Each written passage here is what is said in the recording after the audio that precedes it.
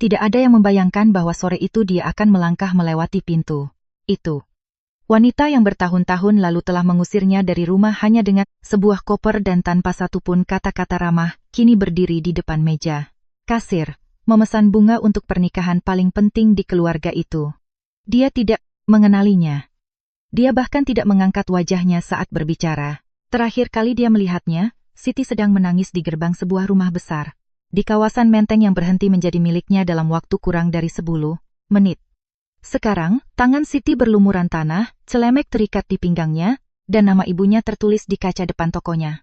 Apa yang terjadi pada menit-menit berikutnya bukanlah pembalasan dendam. Itu adalah sesuatu yang jauh lebih sulit untuk dilupakan. Dan sebelum melanjutkan cerita ini, jika Anda pernah merasa dianggap berlebihan di rumah Anda sendiri, merasa tidak diterima, tekan tombol suka dan berlangganan. Karena cerita ini untuk Anda. Hari Minggu yang mengubah segalanya, dimulai seperti hari Minggu lainnya di rumah keluarga Hartono.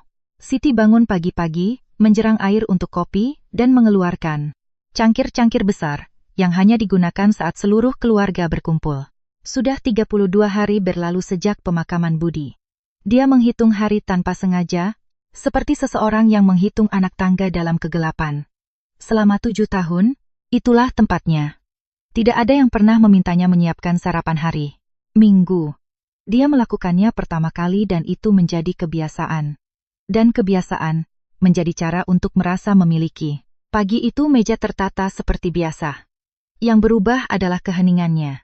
Ibu Hartono memasuki ruang makan dengan langkah tegas seseorang yang sudah mengambil keputusan sebelum duduk. Dia duduk di kepala meja, melipat serbet di atas piring, tanpa menggunakannya, dan menunggu sampai semua orang hadir. Kedua putra tertua, istri-istri mereka, dan Ratna, si bungsu, di ujung meja, masih mengenakan sweater. Siti meletakkan teko kopi di atas meja. Duduklah, kata Ibu Hartono, dan sesuatu di udara berubah suhunya. Tidak ada teriakan. Tidak pernah ada teriakan di rumah itu. Ibu Hartono tidak perlu meninggikan suara agar sesuatu terjadi. Dia berbicara dengan ketenangan yang terkelola, seperti seseorang yang membacakan syarat-syarat kontrak dengan lantang. Dia berkata bahwa situasi harus diperjelas, bahwa rumah itu telah menjadi milik keluarga Hartono sejak sebelum Siti tahu cara mengucapkan nama keluarga itu, dan sekarang setelah Budi tiada, tidak ada alasan nyata baginya untuk terus tidur di bawah atap itu. Siti merasakan kopi di tangannya menjadi dingin. Dia mencoba berbicara. Dia mengatakan sesuatu tentang menunggu beberapa bulan, tentang mencari tempat, tentang surat-surat yang masih dalam proses. Ibu Hartono memotongnya dengan gerakan kecil, hanya mengangkat 2 jari. Tidak ada surat-surat yang perlu dibahas, nak. Kamu tidak meminta apa-apa, dan saya tidak akan memberikan apa-apa. Sesederhana itu. Kemudian datanglah kalimat itu, kalimat yang akan diulang-ulang. Siti di kepalanya selama bulan-bulan berikutnya, di malam-malam dia tidak bisa tidur. Kamu bukan bagian dari keluarga ini, dan tidak pernah menjadi bagiannya. Kamu menikah dengan nama keluarga, dan sekarang nama keluarga itu sudah pergi. Tidak ada yang mengatakan apa-apa. Itulah detail yang paling menyakitkan. Bukan kalimatnya, melainkan keheningan yang terjadi sesudahnya. Kedua saudara, laki-laki Budi menatap taplak meja. Jam dinding terus berdetak seolah tidak ada yang terjadi. Siti bangkit perlahan, tidak membantah. Tidak meminta penjelasan. Berdasarkan pengalamannya, orang-orang yang sudah mengambil keputusan tidak akan berubah pikiran hanya karena seseorang menangis lebih baik. Dia naik ke kamar yang pernah dia bagikan dengan suaminya. Dia berdiri beberapa detik di pintu, menatap tempat tidur yang rapi dan gelas air yang masih dia letakkan di meja nakas karena kebiasaan. Dia mengeluarkan sebuah koper dari lemari, membukanya di atas tempat tidur. Sungguh aneh, menyadari betapa sedikit barang yang benar-benar miliknya. Pakaian, dokumen, sepasang sepatu, sebuah cincin, dan sebuah kotak kaleng penyok di sudut yang dia bawa saat pindah ke rumah itu, dan tidak pernah dia buka di depan siapapun. Di dalamnya ada gunting pangkas milik ibunya dengan gagang kayu yang aus karena pemakaian, gulungan kawat hijau, dan buku catatan dengan tulisan tangan rapat milik Wati, di mana selama bertahun-tahun dia mencatat harga, musim, berapa lama setiap bunga bertahan dalam air, dan kombinasi apa yang paling cocok untuk pemakaman atau pernikahan. Siti mengusap sampul buku catatan itu dan menyimpannya di bagian paling bawah, di bawah pakaian. Dia menuruni tangga dengan koper. Tidak ada yang bangun. Hanya Ratna. Dia menyusulnya di lorong dengan mata merah dan tangan gemetar menahan amarah. Dia mencoba mengatakan sesuatu 2 atau 3 kali tetapi tidak keluar. Akhirnya, dia hanya memeluknya erat di pintu di depan semua orang. Ini salah, katanya pelan. Ini sangat salah, aku tahu. Aku ikut denganmu sampai ke ujung jalan. Mereka berjalan bersama sampai ke gerbang. Ratna ingin memberinya uang, tetapi Siti menutup tangan Ratna dengan lembut. Simpanlah. Kamu akan membutuhkannya, lebih dari aku pada hari kamu ingin pergi dari sini. Pagar besi tertutup di belakangnya dengan suara logam yang kering dan definitif. Siti tidak menolak untuk melihat rumah itu. Dia berjalan ke jalan raya, menyeret koper di atas trotoar yang tidak rata, mendengarkan suara roda-roda kecil beradu dengan retakan semen. Saat itu, pukul 11.30 pagi pada hari Minggu. Kota Jakarta tetap berjalan seolah tidak ada yang terjadi. Seorang pria mencuci mobilnya di pinggir jalan. Di suatu tempat, radio memutar musik dangdut lawas. Siti duduk di halte bus dengan koper di antara kakinya, dan untuk pertama kalinya dalam 32 hari, dia benar-benar menangis. Bukan karena rumahnya, bukan karena kamarnya. Dia menangis karena dia baru saja mengerti bahwa suaminya adalah satu-satunya hal yang membuatnya terlihat di keluarga itu, dan tanpa suaminya, bagi mereka dia tidak pernah ada. Ketika bus datang, dia wajahnya dengan lengan baju, mengangkat koper, dan naik. Dia tidak tahu kemana dia pergi, dia hanya tahu dia tidak akan kembali.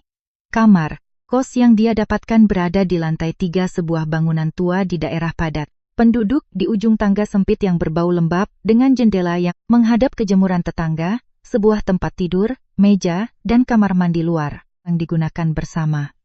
Ibu kos meminta uang jaminan 1 bulan dan tidak banyak, bertanya, dan Siti berterima kasih dalam hati. Bulan-bulan pertama dia bekerja apa saja yang ada. Membersihkan kantor di malam. Hari membantu di warteg pada siang hari mencuci piring sampai tangannya berbau. Sisa makanan bahkan setelah mandi. Dia belajar menghitung hari yang tepat kapan uangnya akan habis dan menghemat makanan sampai hari itu tiba. Dia tidak pernah mengeluh, tidak kepada siapapun. Ratna meneleponnya 2 kali seminggu dan dia selalu menjawab hal yang sama, bahwa dia baik-baik saja, bahwa dia sudah mulai terbiasa, agar Ratna tidak khawatir.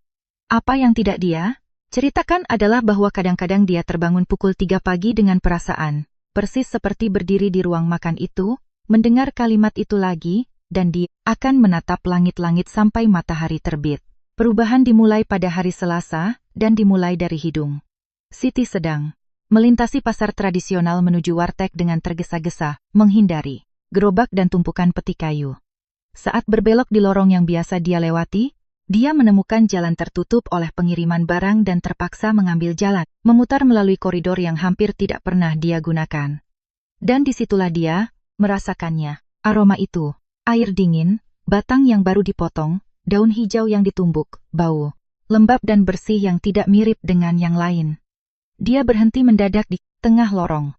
Di depannya ada sebuah kios bunga, ember-ember plastik penuh air, bunga gladiol berdiri tegak seperti tentara, krisan putih diikat dengan karet, gelang. Seorang ibu sedang merapikan batang-batang bunga dengan tangan basah, murni berdasarkan ingatan jari-jarinya. Siti kembali menjadi anak berusia 9 tahun.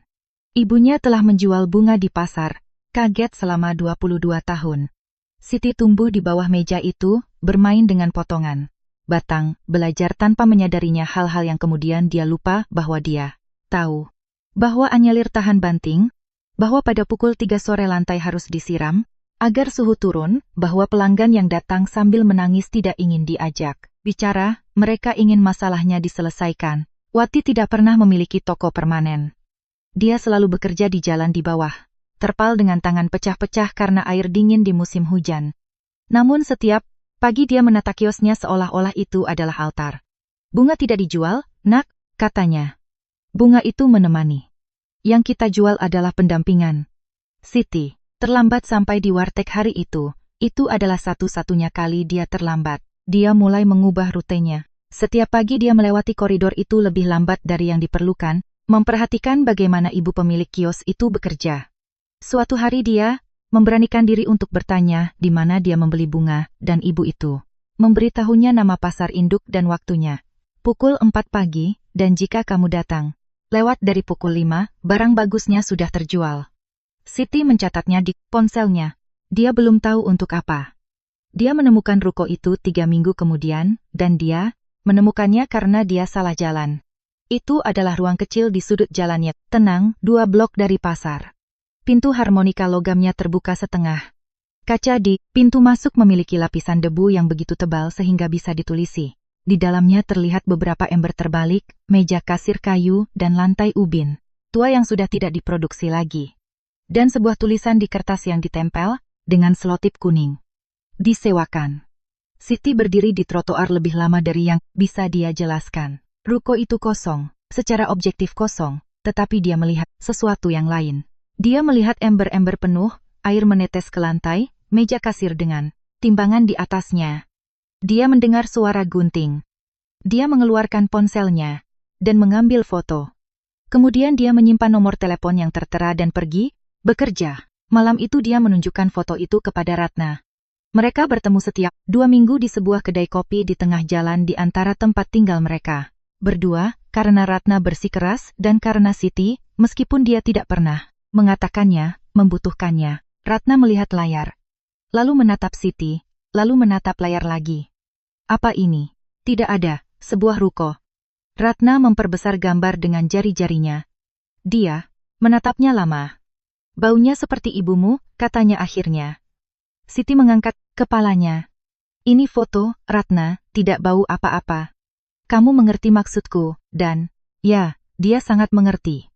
Malam itu, di kamar kos lantai 3, Siti mengeluarkan kotak kaleng dari bawah tempat tidur, meletakkan gunting di atas meja, membuka buku catatan ibunya, dan membaca di bawah cahaya lampu meja, tulisan tangan rapat seorang wanita yang telah meninggal 11 tahun lalu dan masih mencatat berapa harga seikat bunga sedap malam di bulan September. Kemudian dia mengeluarkan sebuah amplop dari dasar kotak. Itu semua yang dia miliki. Uang yang telah dia kumpulkan selama 7 tahun. Setiap 2 minggu, dari pekerjaan kecil yang dia lakukan tanpa sepengetahuan siapapun di rumah keluarga Hartono. Menjahit keliman celana, menjaga anak tetangga, menjual puding di acara kelurahan.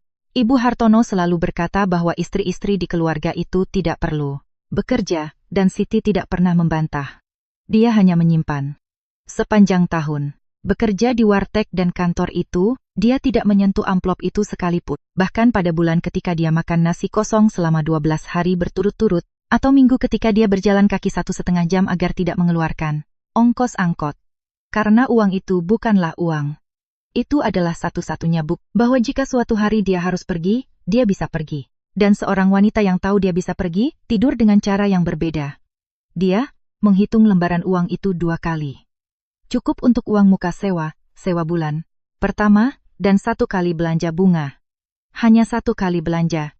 Jika tidak laku, tidak ada belanja kedua. Itu bukan keputusan yang cerdas. Tidak ada orang waras yang melihat jumlah uang itu dan menandatangani kontrak sewa. Nasihat yang masuk akal manapun akan sama. Simpan uang itu. Kari. Pekerjaan tetap. Jangan pertaruhkan satu-satunya yang kamu miliki. Siti tetap terjaga sampai pukul 2 pagi dengan uang kertas di atas meja. Dia memikirkan ibunya di bawah terpal dengan tangan pecah-pecah. Dia memikirkan meja di ruang makan itu dan suara jam dinding, sementara tidak ada yang mengatakan apa-apa. Dan dia mengerti satu hal yang telah dia minta izinnya selama 38 tahun. Izin untuk berbicara, untuk tinggal, untuk menjadi bagian. Dan satu-satunya orang yang tersisa untuk memberinya izin itu adalah dirinya sendiri.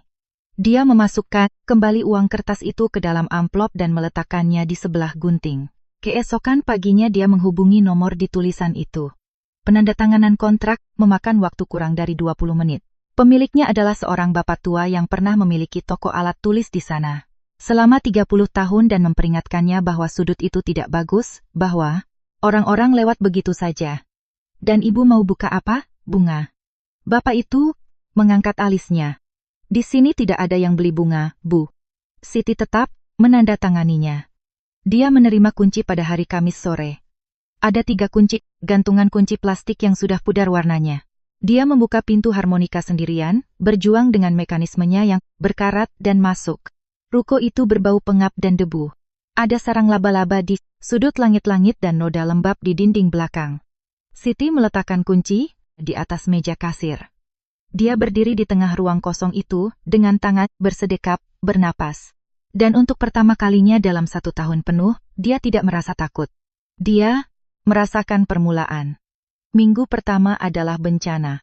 Siti tiba di pasar induk, bunga pada hari Senin pukul 4:10 pagi dengan daftar tulisan tangan dan amplop, uang di saku dalam jaketnya. Dia tidak siap dengan apa yang dia temukan. Tempat itu pada jam segitu bukanlah pasar, melainkan mesin.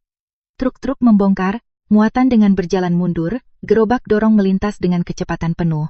Lantai basah dan becek, dingin menusuk tulang. Semua orang bergerak cepat karena mereka tahu persis kemana mereka pergi, dan siapapun yang tidak tahu akan menghalangi jalan. Siti menghalangi jalan selama 2 jam. Dia membeli mawar karena cantik, bukan karena laku. Seorang kuli panggul melihat wajah barunya, dan menjual 3 ember bunga yang harus dikeluarkan hari itu juga. Tanpa memberitahunya, dia kembali ke ruko, pukul 7 pagi dengan perasaan telah ditipu oleh orang-orang yang bahkan tidak repot-repot menyembunyikannya. Dan disitulah bagian kedua dari masalah dimulai. Dia tidak punya pendingin, dia tidak punya uang untuk membeli ruang pendingin, cold storage, dan dia tidak akan memilikinya selama beberapa bulan. Apa yang dia beli harus cepat terjual atau akan mati. Dan di sudut itu, seperti yang diperingatkan bapak pemilik toko alat tulis, orang-orang lewat begitu saja. Hari pertama dia menjual seikat bunga krisan kepada seorang ibu yang akan pergi ke kuburan. Hari kedua dia tidak menjual apapun. Hari ketiga dia membuang hampir setengah dari apa yang telah dibelinya ke tempat sampah. Dia melakukannya di malam hari dengan pintu harmonika setengah tertutup agar tidak ada yang melihatnya mengeluarkan kantong sampah penuh bunga mati ke trotoar. Dia duduk di tangga masuk dengan tangan basah dan diam di sana cukup lama, menghitung berapa hari lagi uangnya akan bertahan. 8. Dia punya 8 hari lagi. Dia bisa saja menutup tokonya saat itu. Banyak orang melakukannya dan itu tindakan yang benar. Tetapi keesokan paginya, Siti bangun pukul 3:30, mengenakan jaket yang sama, dan kembali ke pasar induk.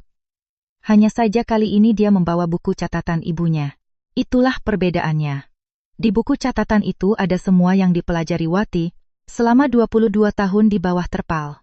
Bunga apa yang tahan panas, bunga apa yang tidak pernah dibeli pada hari Senin? Bagaimana rupa batang yang sudah 3 hari di gudang? Apa yang harus ditanyakan? Berapa tawaran yang harus diajukan? Sebuah catatan yang digarisbawahi 2 kali di halaman pertama. Jangan beli yang cantik, beli yang tahan lama. Siti membeli anyelir, dia membeli krisan, dia membeli gladiol putih. Bunga pekerja keras, bukan bunga pajangan. Bunga yang tahan 4 hari berdiri di dalam ember tanpa mengeluh. Dan kali ini dia menawar. Dia menawar dengan buruk, suaranya gemetar, tapi dia menawar.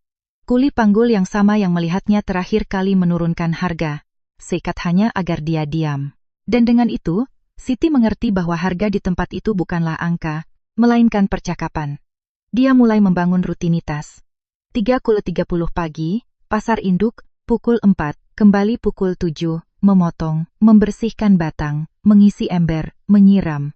Lantai, buka pukul 9, tutup pukul 8 malam, menyapu, membuang air lama, kembali ke kamar kos lantai 3 dan jatuh ke tempat tidur dengan pakaian masih melekat. Tangannya pecah-pecah pada minggu kedua. Air dingin dini hari ditambah kawat, ditambah gunting.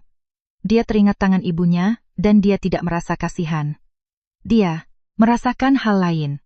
Perasaan akhirnya menemukan pintu yang tepat di lorong yang panjang.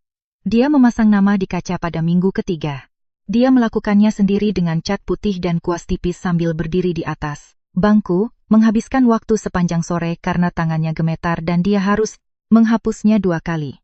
1 kata saja. Wati. Tanpa nama belakang, tanpa tulisan, toko bunga, tanpa hiasan. Ketika dia turun dari bangku dan melihatnya dari trotoar, dengan huruf-huruf yang masih basah dan sedikit miring, tenggorokannya tercekat. Ibunya tidak pernah memiliki toko permanen, tidak pernah memiliki kaca untuk memasang namanya. Dan di sanalah nama itu berada, di sudut jalan tempat. Tidak ada orang membeli bunga, dalam huruf putih yang dibuat oleh tangan putrinya. Pak Eman masuk pada hari Rabu pukul 5.30 sore. Siti sedang membersihkan batang di belakang ketika dia mendengar lonceng pintu berbunyi. Dia mengeringkan, tangannya dicelemek dan keluar ke meja kasir. Dia adalah seorang pria berusia sekitar 70 tahun dengan kemeja batik rapi yang dikancingkan sampai atas dan rambut disisir dengan air. Dia memegang pecinya di tangan. Dia berdiri 2 langkah dari pintu masuk, memandangi ember-ember bunga tanpa mendekat, seolah-olah dia tidak tahu apakah dia punya izin. "Selamat sore," kata Siti. "Selamat sore." Dia butuh waktu untuk melanjutkan. "Maaf, apakah ibu membuat krans duka cita?" "Ya." "Untuk kapan dibutuhkannya, Pak?" "Untuk besok pagi." Dia menundukkan pandangannya ke peci. "Ini untuk istri saya." Siti meletakkan gunting di atas meja kasir. Ada cara untuk bertanya dan ada cara untuk tidak bertanya, dan ibunya telah mengajarkan cara yang kedua. "Siapa namanya, Pak?" Pria itu mengangkat wajahnya. Seolah pertanyaan itu melucuti senjatanya sepenuhnya. "Bu Nani." "Dan bunga apa yang disukai Bu Nani?" Pak Eman benar-benar berpikir, matanya menatap lantai ubin, yang putih, yang baunya kuat. "Saya tidak tahu namanya, yang sering ada di acara pernikahan tradisional." "Sedap malam mungkin?" "Ya, itu." Siti mengangguk dan mulai mengambil bunga. Sedap malam, krisan putih, sedikit, dedaunan hijau tua. Dia bekerja dalam diam di depannya, tanpa terburu-buru, membiarkan pria itu melihat. Dia merangkai krans di atas dasar kawat dengan tangan yang mantap, mengikat setiap kelompok, memutar strukturnya, menyesuaikan. Butuh waktu 40 menit. Pak Eman tidak duduk sekalipun. Ketika Siti mengangkatnya, untuk menunjukkannya, pria itu mendekapkan peci ke dadanya. "Cantik sekali," katanya. Dan kemudian, dengan lebih susah payah, "Berapa harganya?" Siti menyebutkan harganya. "Itu harga yang wajar, tidak mahal dan tidak murah." Harga, bahan ditambah tenaga kerja. Pak Eman merogoh saku celananya dan mengeluarkan apa yang dia bawa. Meletakkannya di atas meja kasir dan menyusunnya perlahan, meratakan uang kertas yang terlipat menumpuk koin menjadi satu tumpukan. Tidak cukup. Kurang hampir separuhnya. Pria itu mengetahuinya sebelum selesai menghitung, tetapi dia tetap menyelesaikannya karena dia tidak tahu apa lagi yang harus dilakukan dengan tangannya. "Maafkan saya," katanya tanpa mengangkat wajahnya. "Berikan saya apa yang cukup, dengan uang ini, karangan bunga kecil, apa saja." Siti melihat uang di atas meja kasir, lalu melihat krans bunga itu, dan di sana, pada detik yang tepat itu, dia membuat perhitungan yang akan dilakukan oleh siapapun dalam situasinya. Uang untuk 8 hari baru saja menjadi 11 hari. Krans yang dia pegang adalah hasil penjualan sedap malam selama 2 hari. Dia mendorong uang kertas itu kembali ke arahnya. "Simpanlah, Pak." Pak Eman menatapnya tanpa mengerti. "Bu, saya tidak. Besok akan ada kopi dan teh, setelah pemakaman, kan? Dan akan ada banyak orang. Simpanlah untuk itu." "Tidak, tidak, saya akan bayar. Saya bayar minggu depan saat." Pak Eman, itu adalah pertama kalinya dia menggunakan namanya. Hari ini tidak dibayar dengan uang. Pria itu berdiri di sana dengan peci digenggam erat di antara tangannya, mencoba menahan ekspresi wajahnya. Dia tidak sepenuhnya berhasil. Siti membungkus krans dengan kertas dan keluar dari meja kasir untuk memberikannya di pintu karena krans itu berat dan dia tidak akan bisa membawanya. Dia hanya menemaninya sampai ke sudut di mana seorang keponakan menunggunya di sebuah mobil bak terbuka. Dia menata krans di bak mobil dengan hati-hati dengan bunga menghadap ke atas. "Semoga Bu Nani beristirahat dengan tenang." "Terima kasih, Nak." Dia pergi. Siti kembali ke ruko dan menutup pintu. Dia bersandar di meja kasir dengan kedua tangan dan tetap seperti itu selama beberapa saat, menatap ubin lantai. Ratna meneleponnya malam itu seperti biasa dan Siti menceritakannya, ada keheningan di ujung telepon. "Jadi, kamu kehilangan uang?" kata Ratna. "Ya." "Siti, kamu tidak bisa." "Aku tahu." "Tidak, maksudku, kamu benar-benar sedang menghitung uang reseh. Kamu sendiri yang mengatakannya." Siti menatap jendela kamar, jemuran tetangga, pakaian yang digantung bergerak perlahan. "Ada perhitungan yang tidak dicatat, kertas," katanya. Ratna tidak langsung menjawab. Ketika dia melakukannya, Suaranya terdengar berbeda. Itu yang sering dikatakan ibumu. Ya. Kamis berikutnya, pada pukul 10 pagi, lonceng pintu berbunyi 3 kali dalam waktu kurang dari 1 jam. Yang pertama, adalah seorang ibu yang bertanya apakah di situ membuat keran seperti milik Bu Nani. Yang kedua adalah keponakan Pak Eman, yang datang untuk memesan rangkaian bunga untuk ibu mertuanya. Yang ketiga adalah seorang wanita yang belum pernah dilihat Siti, yang masuk, melihat sekeliling, dan berkata tanpa konteks lebih lanjut, saya disuruh ke sini oleh teman pengajian di rumah duka. Tidak ada yang merencanakan pelanggan. Pelanggan terbentuk sendiri dalam urutan yang tidak dimengerti sampai jauh. Kemudian, apa yang terjadi di lingkungan itu adalah ini. Di pemakaman, orang-orang duduk berjam-jam tanpa melakukan apa-apa dan melihat. Dan Kranz itu berdiri di samping peti jenazah sepanjang malam di depan 50 orang, yang melihatnya dan bertanya dari mana asalnya. Pak Eman menjawab hal yang sama 10 kali, dibuat oleh gadis di sudut jalan Kamboja. Dan ya, dia menceritakan bagian yang lain juga, meskipun Siti tidak pernah memintanya, dan meskipun dia lebih suka jika dia tidak melakukannya. Bulan berikutnya, toko Bungawati adalah toko bunga untuk pemakaman. Ini bukan bisnis yang elegan, tidak ada yang memimpikan itu. Tetapi ini adalah bisnis yang konstan, dan Siti menemukan bahwa dia ahli dalam hal itu dengan cara yang tidak dia duga, karena pelanggan pemakaman tidak datang untuk membeli bunga. Mereka datang dalam keadaan hancur, kurang tidur, tanpa kemampuan untuk memutuskan apa pun. Apa yang mereka butuhkan bukanlah katalog. Mereka membutuhkan seseorang yang menanyakan nama almarhum dan kemudian mengambil alih. Siti mengambil alih. Ratusan kali, dia mempelajari jadwal 3 rumah duka di daerah itu. Dia belajar menyalakan ponselnya pada pukul 2 pagi, karena orang meninggal di tengah malam, dan seseorang harus menjawab. Menjelang bulan puasa, untuk tradisi nyekar, dia menjual dalam 4 hari apa yang telah dia jual dalam 2 bulan sebelumnya. Dia bangun pukul 20.30 pagi selama seminggu. Ratna meminta cuti dari pekerjaannya dan pergi membantunya, dan keduanya begadang mengikat ikatan bunga tahi ayam dan melati dengan tangan berwarna oranye dan wangi sampai ke siku, tertawa terbahak-bahak pada pukul 4 pagi karena kelelahan. Dengan itu, Siti membeli lemari pendingin bekas yang berisik dengan pintu yang harus ditutup dengan bantingan. Dia menatapnya menyala seperti seseorang menatap anak yang sedang tidur. Begitulah tahun pertama berakhir. Kemudian datang tahun-tahun lainnya, Busri, dari warteg depan, yang mulai dengan mengambil seikat bunga kala lili setiap 2 minggu dan akhirnya mampir setiap pagi untuk menyapa dan menceritakan gosip lingkungan. Joko, si montir bengkel yang datang sesekali dengan tangan hitam, penuh oli dan wajah bersalah yang jelas. Lagi, Joko, lagi, apa yang kamu lakukan? Aku tidak ingat, tapi aku melakukannya. Dan pada tahun ketiga, tanpa ada yang mengumumkannya, pesanan pernikahan mulai berdatangan. Yang pertama kecil. Siti menghabiskan 3 malam tanpa tidur membuat contoh hiasan tengah meja di atas meja kasir, memotretnya dengan ponsel, menghapusnya, memulai lagi. Hasilnya bagus. Yang kedua datang dari yang pertama, yang ketiga datang dari yang kedua. Dan pada titik tertentu di tahun itu, dia berhenti menjadi gadis di sudut jalan Kamboja dan menjadi nama yang dibicarakan orang.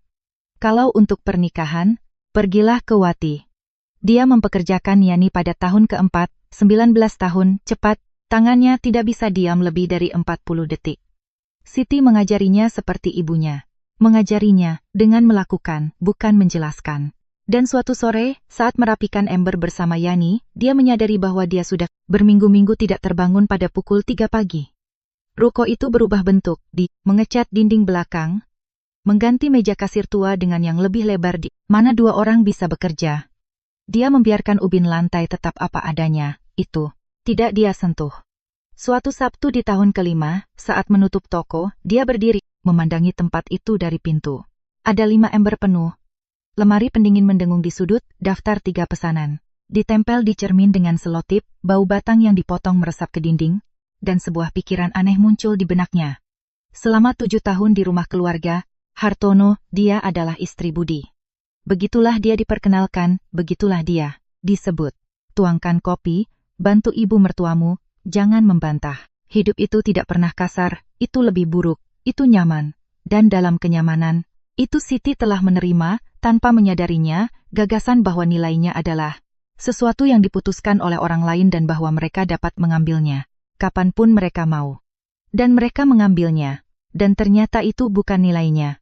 Dia teringat kalimat di ruang makan, kamu menikah dengan nama keluarga, dan sekarang nama keluarga itu sudah pergi. Dan untuk pertama kalinya dia mendengarnya secara utuh, tanpa rasa sakit.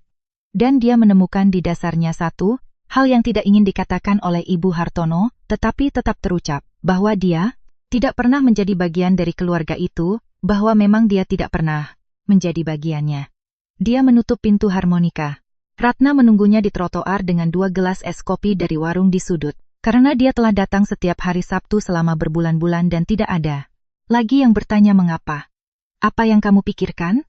Tidak ada. Omong kosong. Mereka duduk di tangga masuk seperti yang telah mereka lakukan berkali-kali, dengan kopi dan pintu harmonika tertutup di belakang mereka. Ratna terdiam, sejenak, memutar gelas di antara tangannya. Siti, dengar. Aku akan menikah. Pernikahan ditetapkan pada bulan Oktober. Ratna mengatakannya malam itu juga di tangga tanpa basa-basi karena dia telah berlatih selama berminggu-minggu dan tidak tahan lagi. Aku ingin kamu yang membuat bungaku. Siti tidak langsung menjawab. Siti, jangan bilang tidak. Ibumu akan ada di sana. Ini pernikahanku. Dia akan ada di sana, Ratna. Ratna meremas gelas kopi. Aku sudah 6 tahun memikul beban apa yang kulihat hari, minggu itu. 6 tahun. Dan aku masih belum menemukan cara untuk mengatakannya, di depan wajahnya tanpa ada sesuatu yang hancur di dalam diriku. Dia menatap jalan. Satu-satunya yang kutahu adalah aku menginginkan bungamu di pernikahanku. Siti berkata ya, dan di sana, tanpa direncanakan, tak satu pun dari mereka mengatakan sisanya. Ratna memberikan semua yang diminta ibunya, nama bisnis, alamat, nomor telepon, bahkan foto-foto gapura bunga yang dikirim Siti lewat pesan. Dia tidak menyembunyikan apapun sama sekali, dan tidak perlu menyembunyikan apapun karena nama yang tertulis di kaca itu adalah Wati. Dan Ibu Hartono, dalam 7 tahun hari Minggu, tidak pernah bertanya sekalipun siapa nama ibu menantunya. Namun, itu tidak cukup. Ibu Hartono telah menghabiskan 35 tahun mengatur setiap acara keluarga itu hingga jumlah serbet, dan dia menjawab apa yang akan dia jawab. Bahwa dia ingin melihatnya dengan mata kepalanya sendiri. Itu terjadi pada hari Selasa bulan September pukul 4,20 sore. Siti berada di ruang belakang, di lantai, merakit struktur gapura dengan kawat tebal, lututnya kotor dan rambutnya diikat karet gelang. Dia sudah berdiri sejak pukul 4 pagi dan punggungnya sakit. Dia mendengar lonceng pintu dan tidak mengangkat kepalanya, yakni ada di meja kasir. Dia mendengar suara itu dan tangannya berhenti sendiri, masih memegang kawat. Selamat sore, saya datang untuk melihat contoh bunga. Pesanan pernikahan keluarga Hartono. Ada suara-suara yang tidak berubah. Siti bisa saja menghabiskan 20 tahun lagi tanpa mendengarnya dan dia akan mengenalinya di lorong yang penuh orang. Cara mengucapkan selamat sore yang sebenarnya berarti hal lain. Nada suara, seseorang yang tidak pernah harus menunggu. Dia mendengar Yani menjawab.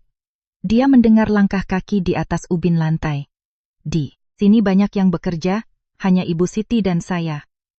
Dia terdiam sejenak. Putri saya bilang di sini sangat bagus. Saya bilang padanya kalau untuk urusan pernikahan, seseorang tidak seharusnya mencari di sembarang sudut jalan. Tapi ya, sudahlah. Siti memejamkan mata sedetik, lalu melepaskan kawat, menyekat tangannya di celemek, berdiri, dan keluar ke meja kasir.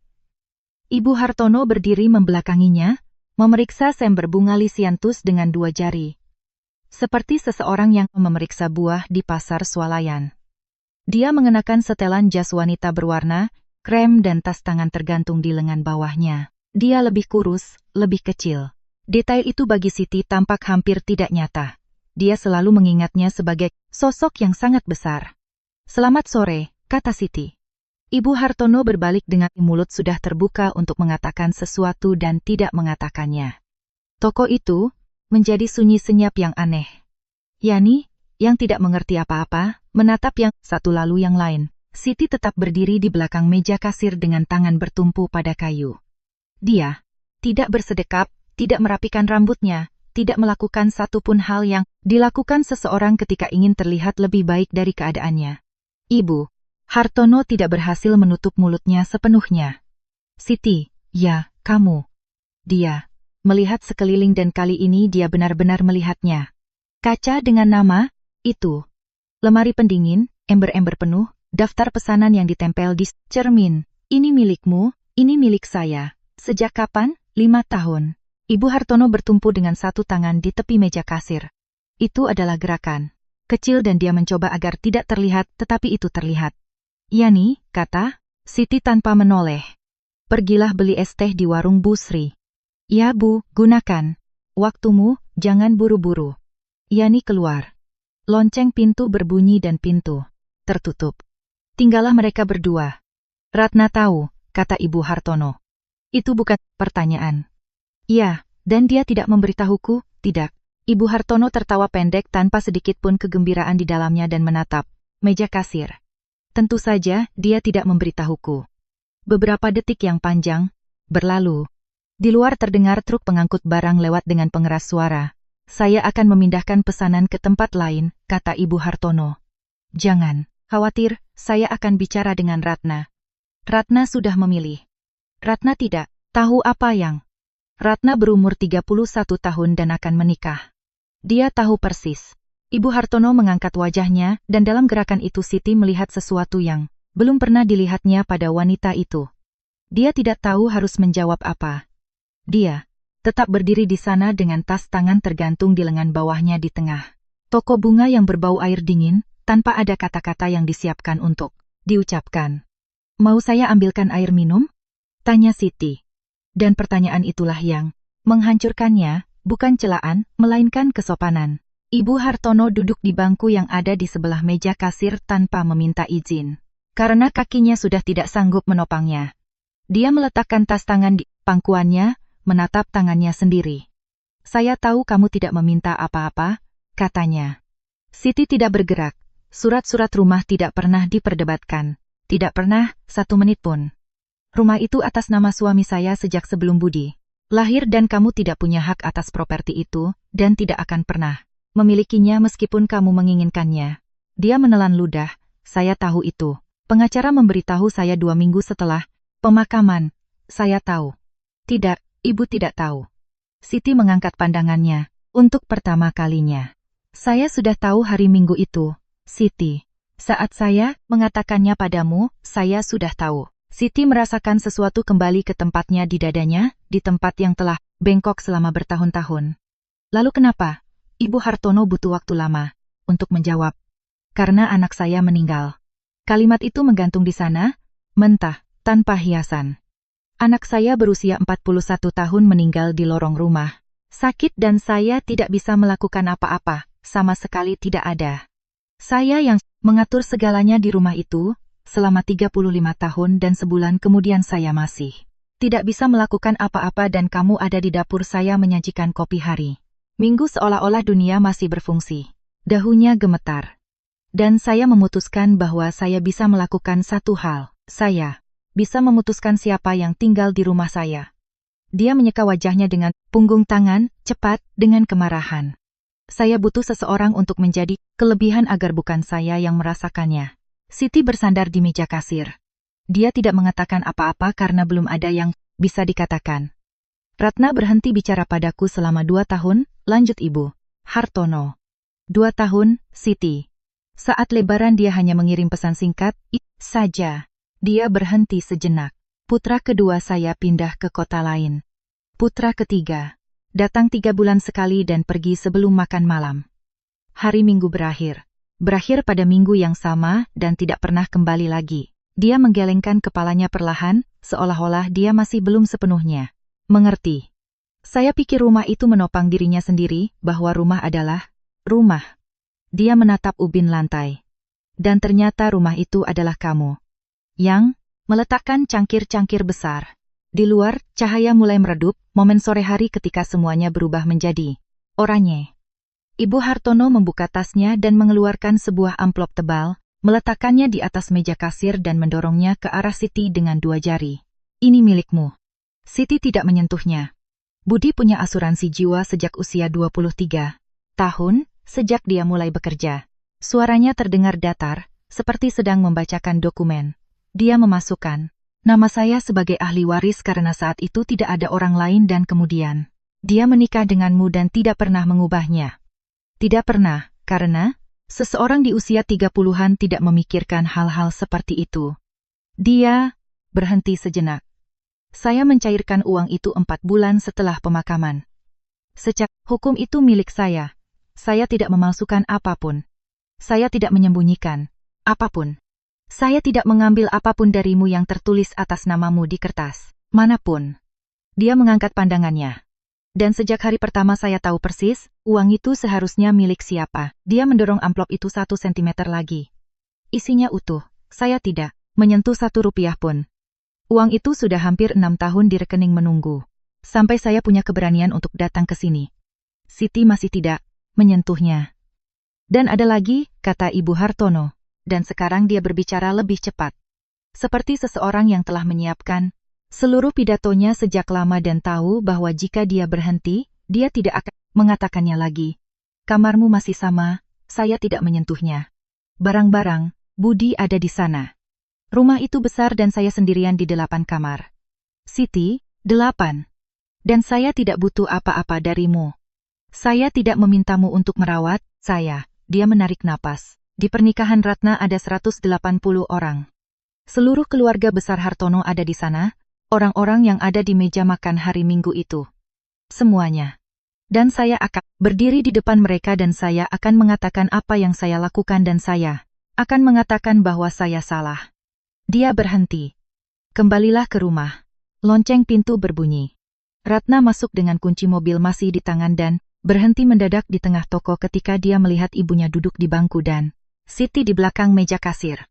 Tidak ada yang mengatakan apa-apa selama 3 detik. Yang sangat lama. Ratna melintasi toko, berdiri di samping Siti, di belakang meja kasir, dan tetap di sana. Itu adalah gerakan yang sangat kecil yang bisa saja terlewatkan. Ibu Hartono tidak melewatkannya. Dia melihat di mana putrinya, berdiri dan mengerti sepenuhnya apa artinya itu. Siti menatap amplop di atas kayu. Kemudian dia menatap wanita yang duduk di bangku itu dan menyadari satu hal yang mengejutkannya. Dia tidak merasakan apa pun dari yang dia bayangkan akan dia rasakan. Selama bulan-bulan pertama, di kamar kos lantai 3, dia telah membangun adegan ini 1000 kali di kepalanya. Semua versi memiliki kalimat-kalimat yang sempurna. Dia telah tertidur banyak malam dengan kalimat-kalimat itu, seperti seseorang yang tertidur memeluk sesuatu yang keras. Dan sekarang dia menghadapinya, lebih kecil dari yang dia ingat, menawarkan persis semua yang telah diambilnya darinya. Dan kalimat-kalimat itu tidak berguna sama sekali. Ibu Hartono berkata, katakan sesuatu. Apakah ibu tahu jam berapa saya bangun? Wanita itu berkedip. Pukul 3,30, setiap hari kecuali hari Minggu, saya pergi ke pasar induk. Saya membeli, saya kembali, saya memotong, saya membersihkan, saya mengisi ember, saya menyiram lantai. Saya buka pukul 9. Dia berbicara tanpa kekerasan, dengan nada seseorang yang menjelaskan resep. Saya sudah 5 tahun melakukan ini. Tangan saya pecah-pecah pada musim hujan pertama dan tidak pernah tertutup rapat lagi. Saya membuang bunga selama seminggu penuh ke tempat sampah pada bulan pertama dan saya duduk menangis di tangga di luar sana. Dia menunjuk pintu dengan dagunya. Dan saya tidak menceritakan ini agar ibu merasa kasihan. Saya menceritakannya karena ibu menawarkan saya sebuah kamar. Ibu Hartono membuka mulutnya, lalu menutupnya. Dan apa yang akan saya lakukan dengan kamar yang tidak lagi saya rindukan? Keheningan besar terjadi. Siti meletakkan tangannya di atas amplop, tetapi tidak untuk mengambilnya. Dia membiarkannya diam di sana, di bawah telapak tangannya. Uang ini dibayar oleh Budi dari gajinya selama 18 tahun dan ibu benar. Itu seharusnya milik saya. Saya akan menerimanya. Karena dia membayarnya dengan memikirkan seseorang dan seseorang itu adalah saya. Dan karena saya tidak pernah gengsi dengan apa yang menjadi hak saya. Dia mendorongnya beberapa sentimeter ke arah sisinya di meja kasir, tapi ini tidak membeli apapun. Ini hanya kembali ke tempat yang seharusnya. Siti, rumah itu milikmu. Selalu menjadi milikmu. Ibu sendiri yang mengatakannya. Ingat, itu satu-satunya hal benar yang dikatakan hari Minggu itu. Ibu Hartono menundukkan kepalanya. Dan soal berdiri di depan semua orang, di pernikahan Ratna, Siti menggeleng perlahan. Tidak, jangan lakukan itu. Kenapa tidak? Karena itu bukan untuk saya, itu untuk ibu. Dia mengatakannya tanpa ketajaman, hampir dengan kelembutan. Saya tidak lagi membutuhkan orang-orang itu tahu apa-apa.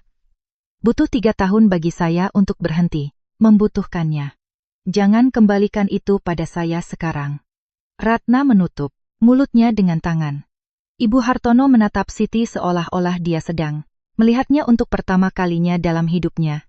Dan anehnya, itulah tepatnya yang sedang terjadi. Saya sudah punya rumah, kata Siti. Rumah itu kecil. Itu kamar kos dengan jendela yang menghadap ke jemuran dan kompor 2 tungku. Dia meletakkan kedua tangannya di atas meja kasir. Tapi tidak ada yang membukakan pintu untuk mengusir saya. Tidak ada yang mengatakan apa-apa. Dan saya punya ini.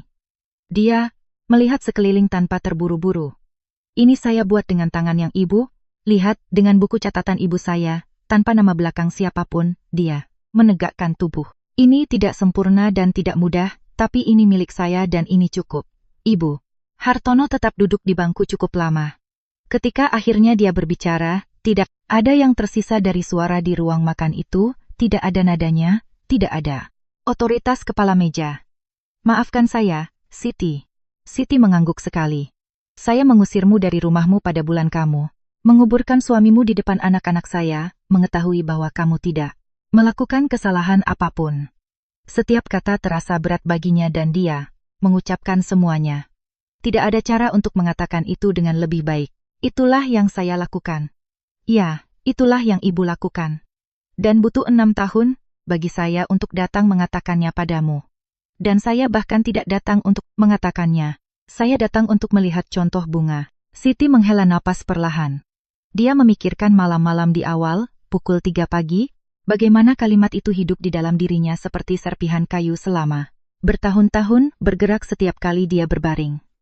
Dan dia menemukan bahwa serpihan itu sudah tidak ada lagi. Dia tidak tahu kapan serpihan itu hilang. Di suatu titik, antara Krans Bunani dan hari dia mengecat nama di kaca, serpihan itu telah keluar sendiri dan dia bahkan tidak menyadarinya. Sudah berlalu, kata Siti. Ibu Hartono mengangkat wajahnya. Begitu saja? Tidak, jangan begitu saja. Siti tersenyum tipis, sedikit lelah. Butuh usaha yang cukup besar bagi saya. Tapi itu sudah berlalu.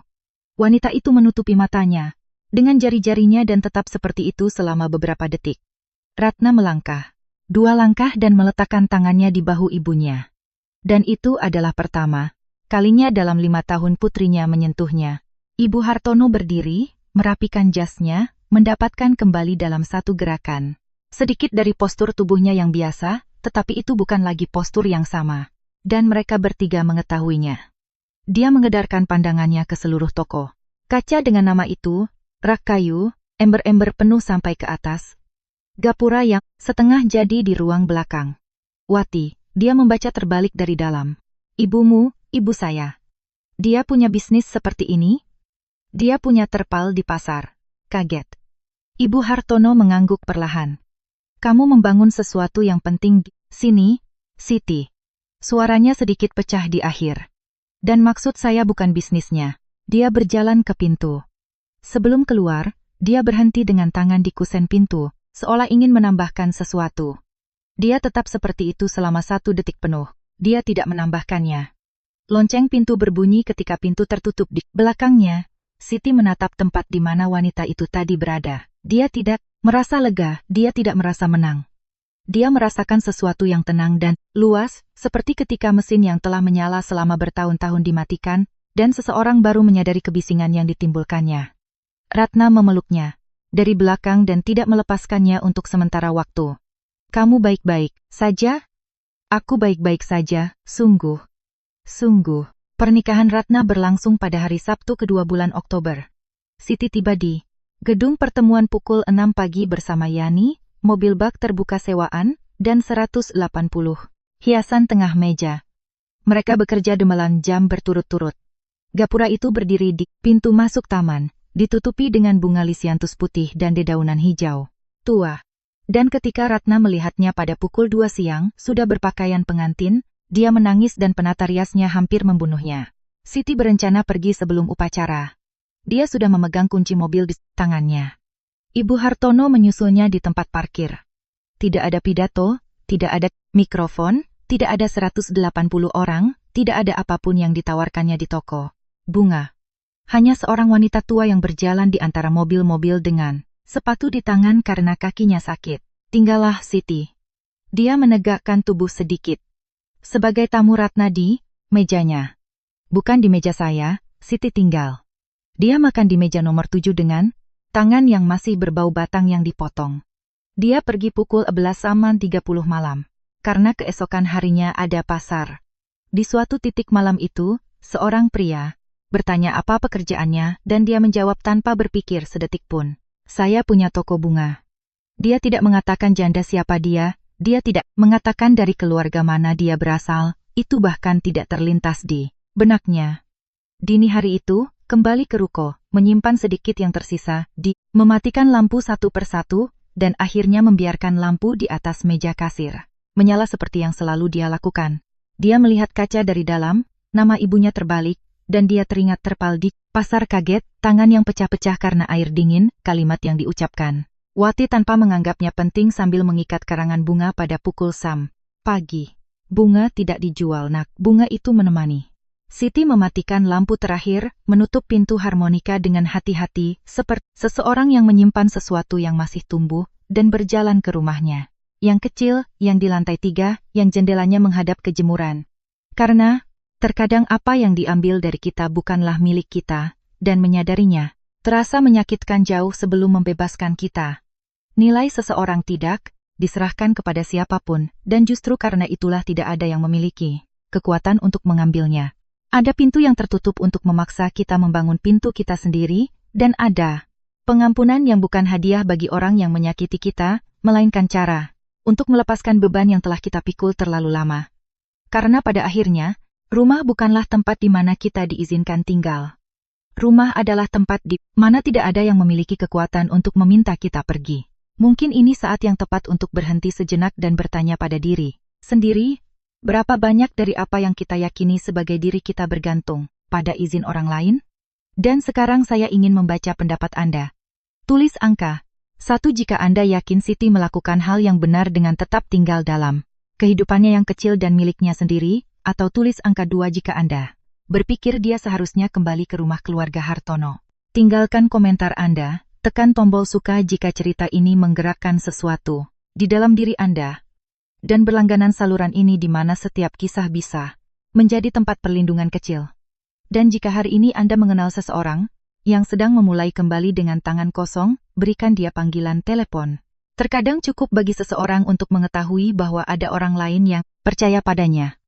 Ini adalah kisah yang terinspirasi oleh perasaan paling nyata yang ada, martabat, pengampunan, dan hak untuk memulai kembali.